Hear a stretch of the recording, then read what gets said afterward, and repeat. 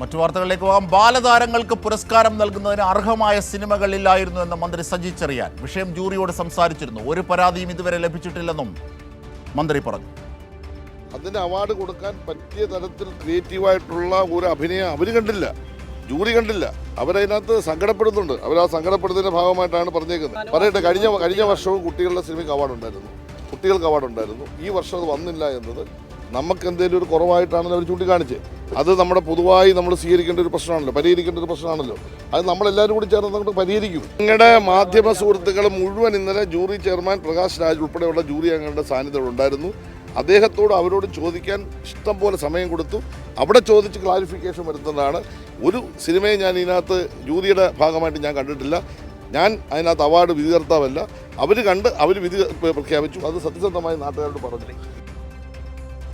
തീർച്ചയായും മേഘ മാധവൻ വിവരങ്ങളുമായി ചേരുകയാണ്. മേഘ, ഇന്നലെ മന്ത്രി സൂചിപ്പിച്ചതുപോലെ തന്നെ ജൂറി ചെയർമാൻ പ്രകാശ് രാജ് ഈ കുട്ടികളുടെ ചിത്രം വരാത്തതും അത് അവാർഡിന് അർഹമായ ഒന്നും വരാത്തതും അതേ സംബന്ധിച്ചുള്ള വിമർശനവും സമൂഹത്തിന് മുന്നിലേക്ക് വെച്ചതാണ്. പിന്നീട് ഒരു വിവാദത്തിൻ്റെ ആവശ്യമില്ല. ഇപ്പോൾ എന്തൊക്കെയാണ് മന്ത്രി ഇതേ സംബന്ധിച്ച് പറഞ്ഞത്?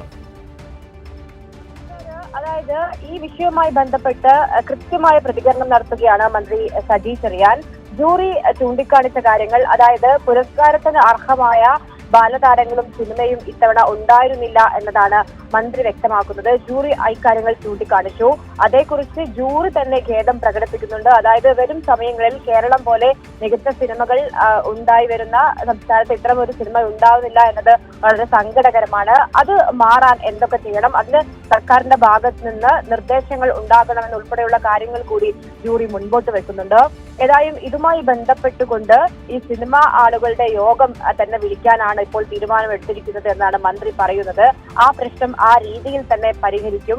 ഇനിയുള്ള അവാർഡുകളിൽ അടുത്ത അവാർഡ് വരുമ്പോൾ കുട്ടികൾക്ക് കൃത്യമായി അവാർഡ് ഉണ്ടാകും. അതായത് മികച്ച സിനിമയിലൂടെ തന്നെ മികച്ച ബാലതാരങ്ങളെ തിരഞ്ഞെടുക്കും.